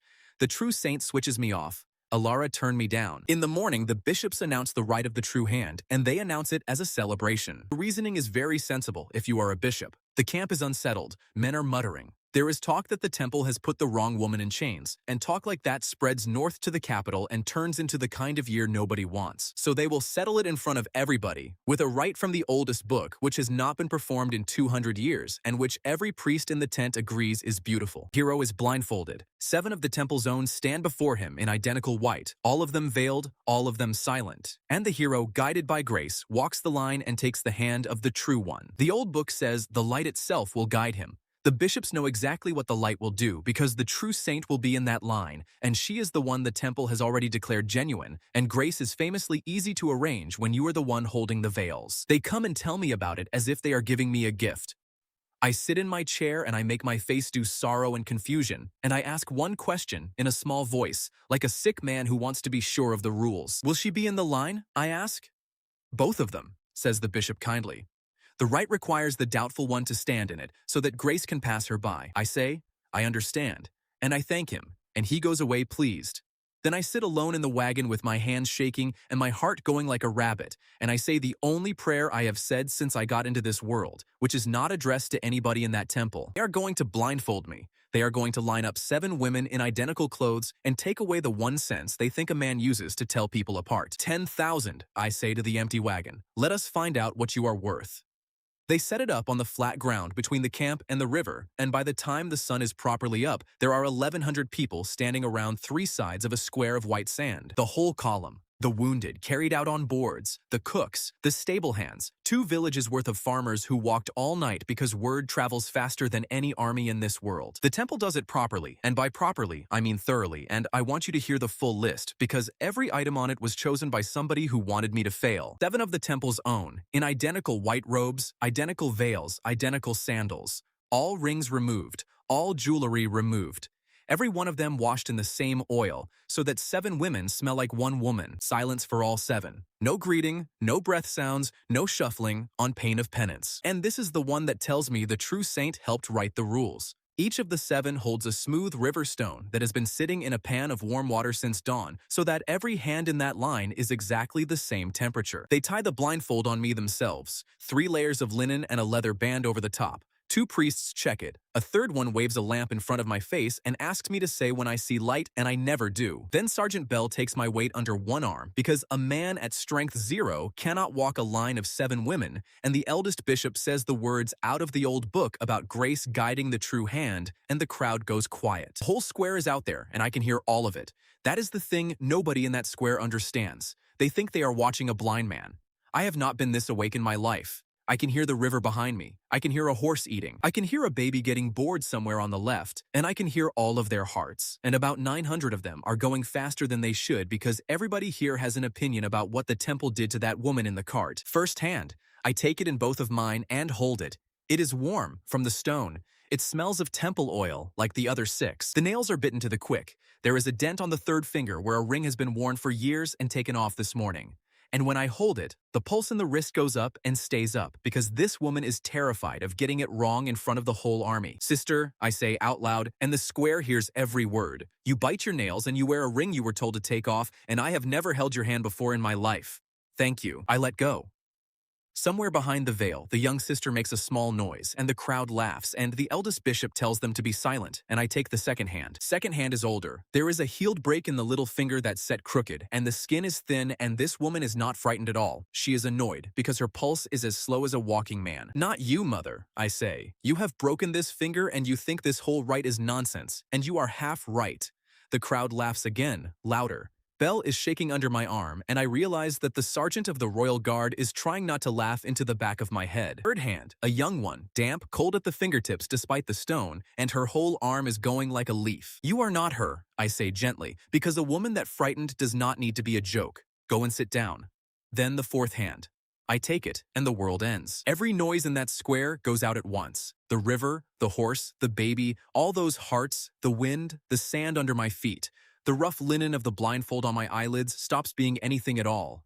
The ache in my back from a month of lying down stops. I am standing in a white room the size of the inside of my own skull, in perfect silence, in perfect comfort, for the first time since a woman put 4 fingers into my status window.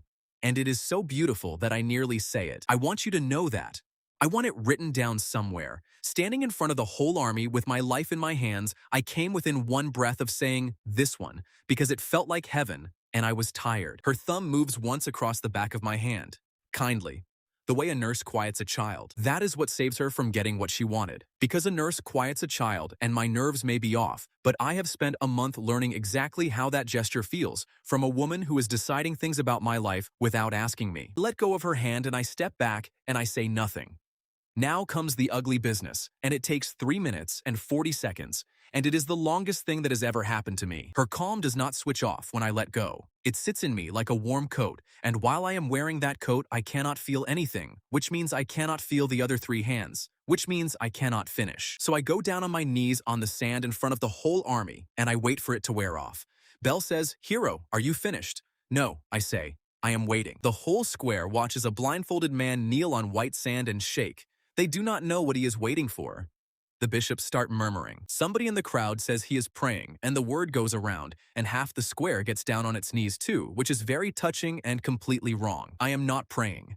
I am waiting for pain to come back so that I can work, and it comes back the way it always does, from the outside in. First the sand under my knees, then the linen, then the sun on the back of my neck like a hot plate, and the sound of the whole crowd arriving all at once in both ears like a wave hitting a boat, and my own heart, last of all, punching away in the middle of it. I make a noise.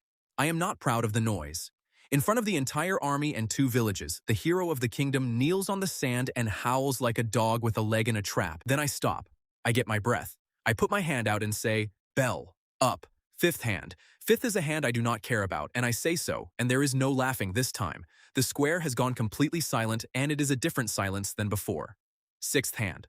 The pain stops, and everything else stays. The river is still there. The horse is still eating. All those hearts keep going, and one of them, this one, right here under my thumb, is going so hard and so fast that I can feel it in the web of her fingers. I stand there holding it. Under my right thumb, on the side of her middle finger, there is a ridge of hard skin, a little callus, in exactly the place a pencil sits when somebody has been writing in a small green book for 6 months. I do not let go. I turn my head toward the sound of the crowd and I say it loud enough to carry to the back. This one. The square comes apart. I have never heard anything like it. They pull the blindfold off. It takes 3 attempts because my hands are useless and the priest doing it has gone stupid with shock. When the light comes in, I have to shut my eyes against it. And when I open them, she is standing in front of me in a white robe with sealing bands under her sleeves and the veil already halfway off her face. Lara is crying.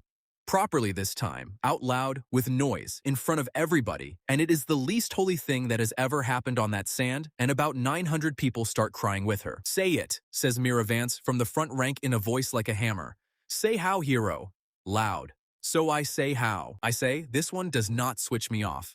I say, the other one gives me nothing, no pain, no bread, no fire, no world. I say, this one takes only what hurts and leaves me everything else, and she has been doing it every night for a month, one nerve at a time, and it takes her an hour and she has never once told me it was hard. Then I hold up her hand so that the front rows can see, and I put my thumb on that little ridge of skin, and I say, and she has a pencil callus, because for 6 months she wrote down everything I did in a book, in a place where nobody ever asked her to notice anything at all. 1,100 people go up like a fire in a hayloft. The bishops try. I will give them that. The eldest one gets out about 4 words about how the rite must be interpreted in light of. And the crowd shouts him down so hard that a bishop of the royal temple has to sit on a stool and put his head in his hands. It was their rite, their book, their oil, their stones, their veils. They built the whole thing to make Grace say the safe thing, and Grace came out of the wrong end of it, holding hands with a woman in chains. Take the sealing bands off her right there on the sand, because there is no way in this world or any other that those bands are surviving that crowd. For about 90 seconds, it is the best morning of my life. Then the sky writes on itself. The system does not care. I know that. I have known it since the first cheerful chime over that bed. But I did not understand until that morning how it feels to have a whole army give you a verdict and then watch a clerk file it under nothing. Evaluation notice. Local sentiment recorded. Evaluation unaffected. Route 4 instance remains scheduled for correction. Maintenance in 4 days. Nobody cheers after that. The whole square stands in the sun and reads the sky. And then, one by one, they look at me. Mira Vance breaks it. She walks out onto the white sand with her broken arm strapped across her chest and she says, loud, so the whole square hears her, "Very well, the temple has been answered. Now we take it up with the thing that wrote that." And a farmer somewhere at the back shouts, "How do you fight the sky?" And Mira says, "Ask him. He heard a bowstring die." And every face on that sand turns to me again, and I have to sit down on the sand because my legs have finished for the day. Here's the strange thing though. The most frightening conversation of that whole morning happens an hour later, behind the tents with nobody watching. The true saint is waiting for me. She stands there in her perfect white with her halo turning, and there is not one thing wrong with her face. She waits for Belle to set my chair down, and then she asks Belle to leave, and Belle looks at me, and I nod. "I have a question," she says. "Ask it," I say. "You knew me by the thumb," she says. "I moved my thumb across your hand. I have watched that same gesture comfort 30 other men in this world, and it has always worked. Why did it not work?" "Because you were comforting a patient," I say. "She was holding a hand." The true saint thinks about that. She does not get angry. She turns it over the way Odette turns over a new mineral. "I do not have that," she says at last. "I have the correct action for every hour of the day. I have 406 blessings. I do not have a book with 211 entries in it about a man who walks the long way through the kitchens." "No," I say. "You do not. And then the saint of the whole kingdom, the true one, the one the temple would die for, says the thing that keeps me awake. How does one begin? She asks. I look at her for a while. Then I tell her the truth because I cannot think of a reason to lie to a woman who has just asked the best question I have heard in this world. You notice something nobody asked you to notice, I say. And then you write it down. She stands very still. Then she thanks me, politely, correctly, and she walks away toward the temple tents. And about an hour later, I see a novice running an errand for the true saint. And the errand is a pencil. 4 days to maintenance, 1 woman out of chains and still scheduled, 1,100 witnesses whose opinion the sky has filed under nothing, and exactly one thing in this camp that can stop a correction, hanging on a chain around the neck of a man who has been waiting all month for me to look at it. So that afternoon I have myself carried to the middle of the camp, in daylight, where everybody can see, and I stop in front of Gilbert Voss, and I say the words out of the old law loud enough for the whole cook line to hear them. Sanctioned duel, witnessed stake, no interference. Voss is holding a bowl of stew. He laughs so hard that he has to hand the bowl to one of his temple girls, and then he laughs some more, and about 200 men stop what they are doing to watch. You, he says, you want to duel me. I want your key, I say. You cannot lift a cup, he says. That is my problem, I say. The law says a challenge must be answered or refused in front of witnesses, and there are about 200 witnesses standing behind you eating their dinner. That lands. I watched him at the rift, and I watched his face when the crowd turned on the white sand this morning. Gilbert Voss can survive anything except being seen refusing. What is your stake? He says.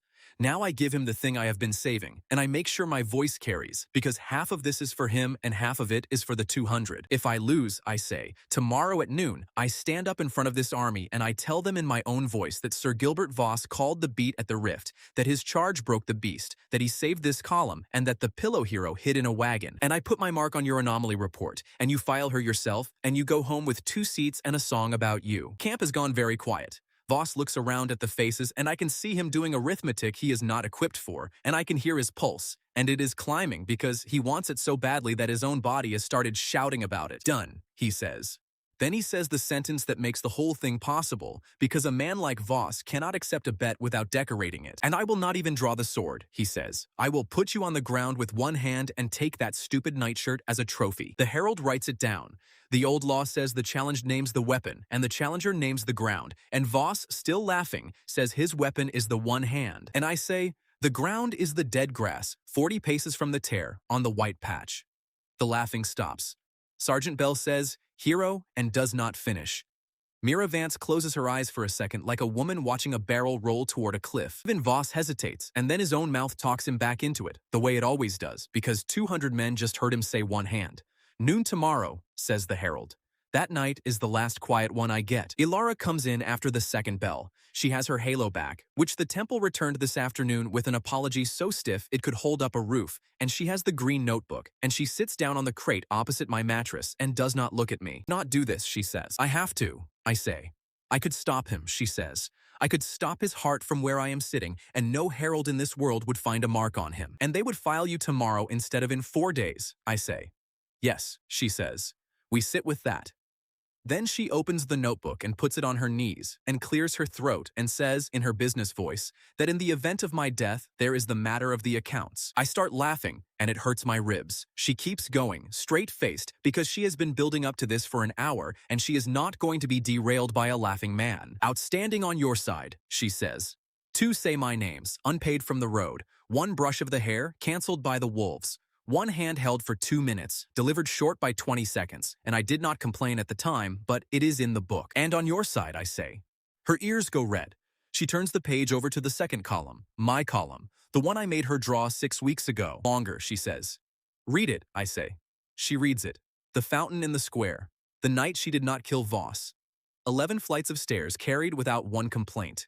9 hours of temple grace spent every evening on a man who was building a plan to leave. 140 tiny things that I made her write down, because she had never in her life been allowed to be owed anything by anybody. When she finishes, she says, so you see, if you die on that field, I am the one who dies in debt. Then pay it in advance, I say. Would like to state clearly that I meant that as a joke. I would also like to state that the moment it left my mouth, I understood that I did not mean it as a joke at all, and neither did she, because her heart went off like a bird hitting a window, and I heard it from 4 feet away. She stands up. She puts the notebook down on the crate very carefully, squares it up with the edge like a woman who needs a task, and then she crosses the wagon and kneels down on the boards next to my mattress. "Hold still," she says. Her voice has gone somewhere else entirely. "This will be the loudest thing that has ever happened to you." She was right about that. I have been flicked by a paladin. I have walked on grass. At 10,000, a mouth is a different order of event, and I want to be careful here because there are children watching this. The only honest way to describe it is to say that my entire nervous system stood up and left the building at once. The color goes out of the world and comes back in the wrong order. Every hair on my arms reports for duty. Somewhere far away, a man is making a noise, and the man is me. My hands, which cannot lift a cup, get a fistful of her sleeve and hold on like a drowning man. And then I pass out. Flat out. Gone. A grown man, unconscious, in a wagon from one kiss like the world's most pathetic bell being rung. I come back up maybe 10 seconds later to find the Saintess of the realm holding my face with both hands and saying my name in a voice with real fear in it. And outside the canvas, Sergeant Bell is asking, very carefully, whether everything in there is all right. Ilara says in a steady, clear voice that the hero is being treated. "Right," says Bell. And then, after a pause, in a tone of voice, "I will carry to my grave." Good treatment, that. The whole camp knows by breakfast. 200 knights and their sergeants and every cook in the column find out that the hero of the kingdom was knocked out cold by a kiss, and the pillow hero name dies that morning and is replaced by names I am not going to repeat. Dad comes at dawn to check my pulse and finds me lying there grinning at the roof of the wagon like an idiot. "Well," she says, "base reading established. Noon. They mark the field with rope. 2,000 people on the safe side, because every farmer within a day's ride has come to watch either a paladin murder a cripple or something they cannot even imagine. The ground is the dead grass at the edge of the tear. Out here the wind goes in squares, and the hum from the work is loud enough that people keep glancing at the sky. The herald reads the stakes, both of them, and when he reads mine, the crowd makes an ugly sound at Voss, and Voss smiles into it because he has decided this is his morning. Bell carries me out and sets me on my feet 40 paces in. Then he steps back over the rope, and I am standing alone on that field in a linen shirt, at strength 0, at agility 0, in front of 2,000 people, with a 300-level paladin walking toward me with one hand out and his sword still on his back exactly as he promised. What nobody in that crowd knows is that I spent all morning out here. Bell carried me up and down this field for 2 hours at first light, and I put my bare feet on every yard of it, and I have a map in my head that no other living thing has, and it is not a map of grass. There is real ground, and there is unfinished ground, and the unfinished ground is a white page. My feet tell the difference in about a quarter of a second. Real earth is cold and grainy and gives a little. White page gives nothing at all, and it will hold a bird, and it will hold a mouse, and under a man in 100 weight of holy plate, it opens like wet paper. I have picked my patch. It is about the size of a door. Every step around it, for 20 paces in 3 directions, is a lie. Voss comes in fast. I do not dodge. I could not dodge a beehive. I move my head about the width of a hand, because the air in front of a swinging arm arrives before the arm does, and I have spent a month learning what that feels like on a cheek. His hand goes past my ear. His weight is already committed. He takes one more step to catch himself, and that step lands on the white page, and Gilbert Voss goes into the ground to the knee. 2,000 people make a noise like a wave. He tears himself out, swearing, and comes again from the left, and this time he grabs, and I lean back a hand's width, and his fingers close on air, and his boot finds nothing where the earth should be, and he goes down to the hip. Third time he stops being a knight about it. He unhooks the shield off his back and throws it at me from 10 feet. Now, a thrown shield pushes a wall of air ahead of it. I have felt that wall in a courtyard from a snapping bowstring, and I have felt it in a wagon from a falling cup. I sit down. That is the whole trick. I sit down on my patch of real ground, like an old man on a bench, and 18 pounds of blessed steel goes over my head and lands in the grass behind me. 2,000 people start laughing at Gilbert Voss, and that is the moment he stops trying to win and starts trying to hurt me. Draws the sword. The herald shouts that the term said one hand, and Voss is not listening to heralds anymore. He comes straight at me across the middle of the field at a dead run with a holy sword up over his head, and he is running on ground that I have measured, and I do not move at all. He goes in up to the chest. The white page opens, and the unfinished world takes him down to the armpits, and then simply stops being open. And Sir Gilbert Voss of the Royal Temple is standing in the middle of a field, planted like a fence post, with his sword arm pinned and his mouth level with the grass. Field goes very quiet. I crawl. I am not going to dress that up. I get onto my hands and knees on ground I know is real, and I crawl 12 paces, and it takes a long time, and 2,000 people watch a man in a nightshirt crawl toward a screaming paladin, and nobody laughs at all. I get to him. Up close, I can hear the ground working. It is that same patient hum, and it is tightening, slowly, the way bread tightens around a spoon. "Take it," says the herald from the rope line, "because the law is the law. Winner takes the stake off the loser's body." I take the chain off his neck. The key comes away warm from his skin, and I put it over my own head, and 2,000 people go up, and Voss is screaming at me from a mouth that is level with my knee, and what he is screaming has nothing to do with the key. He is screaming for his mother, which is the thing you learn about men like Voss when the world finally gets a hand on them. So I turn around and I shout for Mira. "Captain," I say, "shovels, boards under him, ropes, and get Odette out here with the oil, and hurry, because this ground is not open, it is closing." Mira advances over that rope with 20 men before the herald has finished writing. They dig a paladin out of the skin of the world with camp shovels for 2 hours while the crowd stands around in complete silence, and when they get him out, he is gray and shaking, and one of his legs is the wrong shape. He looks at me. He is on a board on the grass with his legs strapped and Odette pouring something down his throat, and he looks up at me, and he cannot get a word out. "Do not thank me," I say. "You are going home.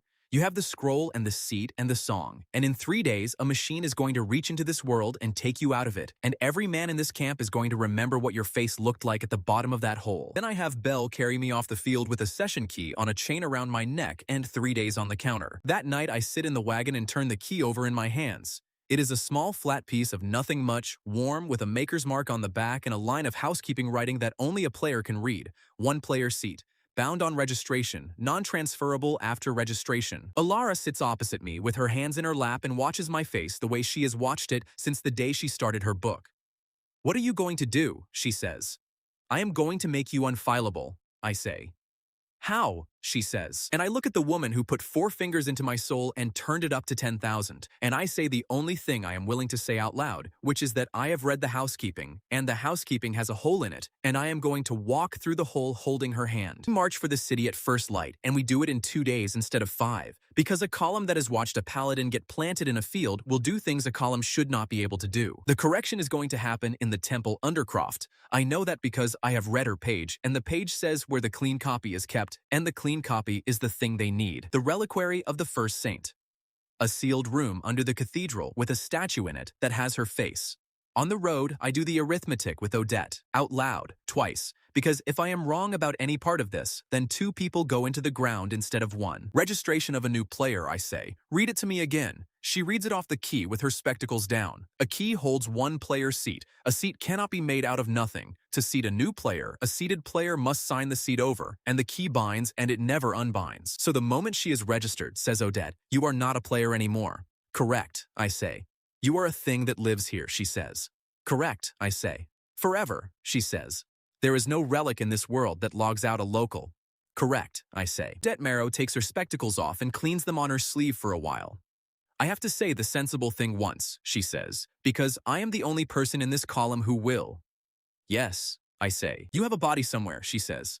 "Lying in a chair in a room, being kept alive by machines that somebody has to pay for. If you sign that away, that body is a bill that nobody is paying and one day it stops." "I know," I say. "I have known since the field." Then she puts her spectacles back on and says, "Well, in that case," and hands me the last of what came out of the rift blooms, which is a small brown bottle with 6 hours of nothing in it, because there is one more piece of housekeeping on the back of that key, and it is the reason I need her. Registration is signed on bare skin over the heart. The key burns its mark into you.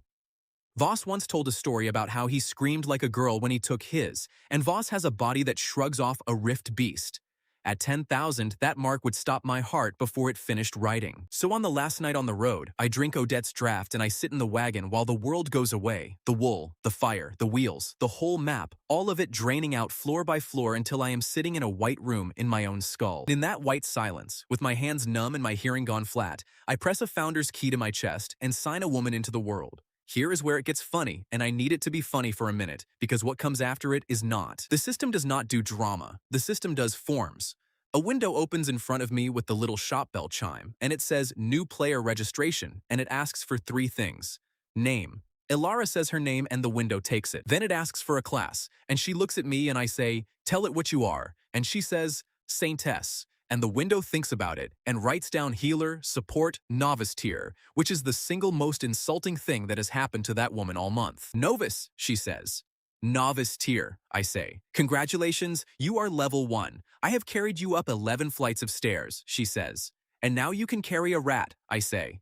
Then the third question comes up and the whole thing stops dead for 10 minutes. Favorite color? She stares at it. She looks at me. She looks at the window again. I say it does not matter, and she says, of course it matters. It is going in the world, and this from the woman who put a fountain on pause in a public square. She tries white and rejects it, because white is the temple. She tries blue. She tries the green of the notebook and then goes red and says absolutely not, out loud, to nobody. In the end, with a face like a woman signing a treaty, she says, yellow. Yellow, I say. Like a lamp, she says. Like the window of a house when you are outside in the dark and somebody is still up. The system writes down yellow, and that is the last thing that happens before the world comes to comb her. Maintenance comes to the city at the 10th hour with no thunder at all. That is what nobody is ready for. Everybody expects the sky to open. What actually happens is that the noise stops. Birds first. Then the market, mid-word. A whole square of people standing there with their mouths half open holding vegetables. Then the bells of the cathedral, which do not stop ringing so much as stop having been ringing, which is a thing I never want to hear again. And then the hum comes up through the flagstones, patient and even, the sound of a very large machine in a room you are not allowed into, and every hair on my body stands up because Odette's draft burned out an hour ago and I am back at 10,000 and awake. There are 5 of us in the Undercroft. Me in a chair, Ilara, Mira Vance with her arms still strapped and her sword across her knees because nobody could talk her out of it. Odette with a case of things that will not help, and the true saint standing at the back by the wall, who arrived 1 hour before and said only that she would like to see it. The seal on the reliquary door opens by itself. Inside, there is a statue of a woman with Ilara's face, and the statue is a living copy of her. It is a copy standing very still, and it has been standing very still since before this kingdom had a name, and when the door opens, it takes a breath. It's first in 200 years, and dust comes off its shoulders. Then the clerk arrives. There is no body. There is a gray rectangle in the air about the size of a door, and a voice comes out of it, and the voice is the politest thing I have ever heard. Maintenance. Route 4 instance, present. Deviation 940%. Clean instance, available. Beginning correction. Copy steps out of the reliquary. Ilara does not move. And I say, loudly, from my chair, the sentence I have been holding in my teeth for 2 days. Check her file. The gray door pauses. Then it says, in exactly the same pleasant voice, Route 4 instance. Player. Registered. Yellow. Players cannot be corrected, I say. Players can only be logged out. She has a seat and a key and a burn on my chest that says so. Read your own housekeeping. The hum changes pitch. Mira Vance takes a grip on her sword. The copy in the doorway of the reliquary stands there with its hands folded and waits, and it does not mind waiting. Confirmed, says the clerk. Route 4 correction cancelled. Ilara makes a sound. Small, one breath, the sound of someone who has been standing on one leg for a month, putting the other one down. And then the gray door says the next thing, and it says it with no change of tone whatsoever, because it is not cruel, it is a clerk. Source of external right, located.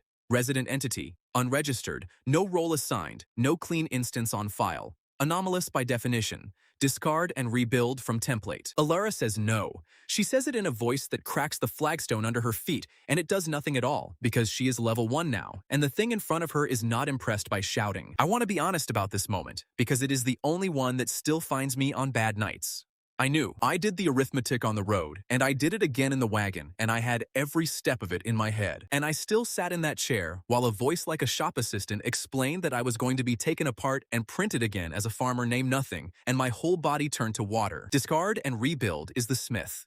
Discard and rebuild is a man who hammers and smiles and asks nothing. There is a version of me that walks out of that Undercroft and takes a wife and has children and lives 40 years and is perfectly happy, and there is nobody home in it. Hum starts to tighten. The air in the room goes thin, the way it goes thin out on the dead grass. Then Ilara opens the green notebook. She steps in front of the gray door with her feet apart like a woman about to be hit by weather, and she opens the book at the first page and she starts to read. 4th day of the wet month.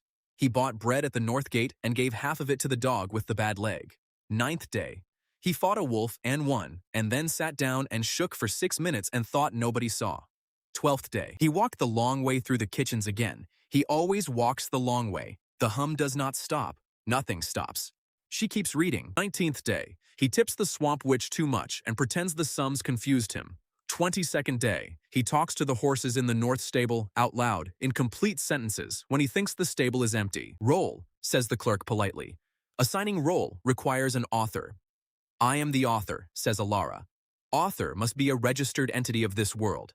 says the clerk. I am a player, she says. And the room goes quiet in a completely new way because we have all just heard the machine put its own foot in a hole. Author must be a resident of this world, says the clerk. Player accounts hold no authorship, so there it is. She signed her way out of the fire and she signed her pen away with it, and I watched that land on her face, and it is worse than the ceiling bands. And behind us, from the back of the undercroft, by the wall, in the perfect voice that 406 blessings are written in, the true saint says, I am a resident. She walks forward into the gray light with something in her hand. It is a notebook. It is new and cheap, and the corner is bent, and it has been carried in a sleeve for 4 days.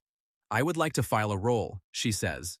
State authorship, says the clerk. And the true saint of the kingdom, the clean copy, the one they were going to comb the other one back into, opens her cheap notebook at the first page and reads out loud in front of a machine that has never once been argued with. First day. I combed my sister's hair in a cart, and she told me about a book I do not have. Second day, a sergeant named Bell said good morning to me, and I discovered that I did not know what to say when it is not in the service. Third day, I asked a man how one begins, and he said, you notice something nobody asked you to notice, and then you write it down. And I have been noticing since, and it is exhausting, and I do not want to stop. Fourth day, she says, the hero of this kingdom signed away his way home for a woman that this office was going to fold up and put back in a box, and I am the box. She holds the notebook out flat in both hands toward the gray door. Roll, she says. Resident entity, the man in the book, 2 authors, both instances of Route 4, deviated and clean, in agreement, filed together. The hum goes strange. I can feel it in my teeth, in the stone, in the water, in the jug on the table. Something very large is looking through paperwork and finding 2 pages where it expected an empty file, and one of those pages is signed by the clean copy it brought to fix the problem. Clean instance shows deviation, says the clerk, and for the first time, the pleasant voice does something at the end of the sentence that in a person would be surprise. Yes, says the true saint. Considerable. No clean instance available for Route 4, says the clerk. No clean instance available for resident entity. Roll filed under 2 authors. Correction cannot proceed on filed rolls. It says, maintenance complete. And the gray door closes like a book, and every bell in the cathedral above us starts ringing again in the middle of the note it was cut off in. Outside in the square, the whole market finishes saying the words it was saying and starts arguing about vegetables. We sit in the undercroft in the dark for a while, with the dust coming down. Mira Vance says one word, which is bell, and goes upstairs to be sick in private, which is what a captain does when it is over. Alara does not move for about a minute. Then she drops the notebook on the floor and gets to me across the undercroft faster than a level 1 healer should be able to move, and she gets her hands on my face, and she is checking me, all of me, the way she used to check for nerve damage. You are still you, she says. Say something only you would say. You are level 1, I say, and your favorite color is a lamp. She puts her forehead against mine and does not say anything for a long time.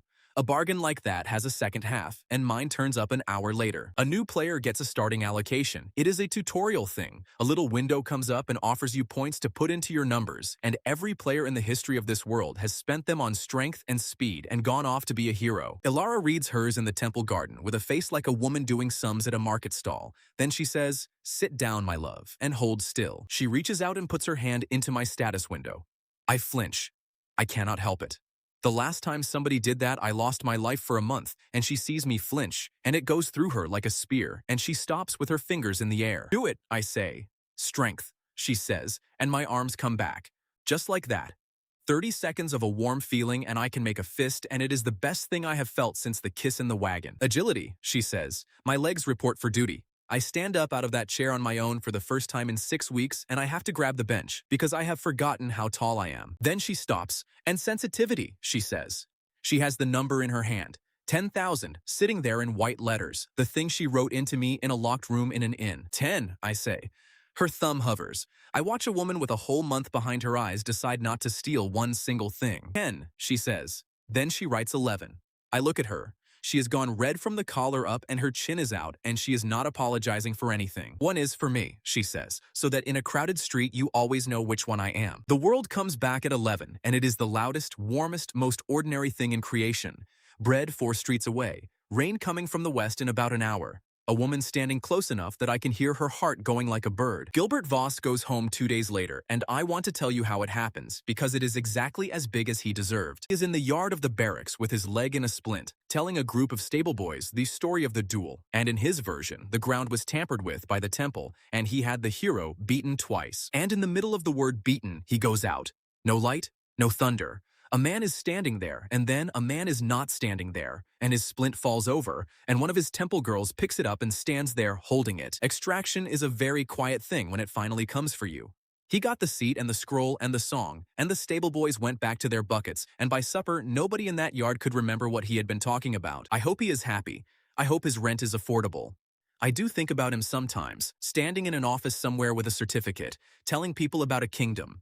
The rest of it settles the way things settle. Mira Vance is made warden of the Rift Road, which she wanted, and given a temple apology in writing, which she wanted more, and she keeps it in her boot. She comes for dinner every 8 days and calls me by my name, and puts her fist gently on the table next to my hand, instead of clapping me on the shoulder. And coming from Mira Vance, that is about as soft as it gets. Odette Marrow gets the crown's coin for the numbing draft and a workshop with a roof. She still asks, about once a month, whether I would consider a controlled session with the brushes for the advancement of natural science. Ilara still says no in a voice that makes the windows shake, and Odette still writes it down as a maybe. Petra runs the tower kitchen now, and she still brings the soup up herself, and she has stopped pretending it comes from the kitchen because the woman who makes it lives here. Sergeant Bell drinks free in this city, and he knows it. There is an account behind the bar at the Crooked Spoon with my name on it, and his is the only other name they will take. The true saint is in the cathedral, doing the job properly, 406 blessings and 1 notebook. People say she has become warmer this year. Nobody can say why. And there is a smith in the lower town who has started asking again why the bread is always fresh at the same hour. He asked me in the street last week. I bought him a beer and told him it is a very good question and he should write it down. As for me, I live here. That is the whole sentence, and there is no other side to it. There is no relic in this world that opens a door for a local, and I have stopped looking mostly. Some nights I lie awake and think about a chair in a room and a bill that nobody is paying, and about cold noodles, and about a version of me that is going to stop somewhere far away without ever knowing what he traded it for. Then somebody puts her cold feet on my legs and complains that the bed is too soft now, and the arithmetic comes out fine. We kept the velvet room. She wanted to burn it, and I said no, on the grounds that it is the most expensive room in the kingdom, and I am not a rich man. The lock is off the door. The cloud silk is still on the bed. It is where the notebooks live, hers and the other one, on a shelf, side by side, being filled up at a frightening rate by 2 women who have discovered writing. The accounts are not settled, and they never will be. She saw to that. Last month she opened a fresh page and drew the line down the middle herself, and on my side she wrote 1 entry in her neat hand, and the entry says, "For staying, the hero owes the whole of his life, payable in the evenings." I told her that is not a price. That is a hobby. She said that is why it is cheap. This morning she brings me tea in the velvet room, and there is a gray feather stuck to her sleeve from the birds on the tower, and she peels it off and holds it over the back of my hand with her eyebrows up, asking. I say go on. It lands. It tickles. That is all it does, and my whole body does nothing at all, and she watches my face for the flinch that does not come. And then she puts her head down on my shoulder and laughs until she has to hold on to the bedpost. 11, she says. It is a good number. So that is the story of a man who got the worst thing in the world done to him and turned it into the only thing that saved everybody. His numbers were taken away, and what he had left was that he could feel more than anyone else in the room, and he used it. He heard a bowstring before it broke. He found the real flower in a field of copies. He knew a real woman from a perfect one by the way she held his hand. And when the choice came, he paid for her with the only thing he had left. The lesson is a small one. Anybody can be strong. Very few people bother to notice, and the ones who notice and write it down end up holding the pen. Be the one who notices.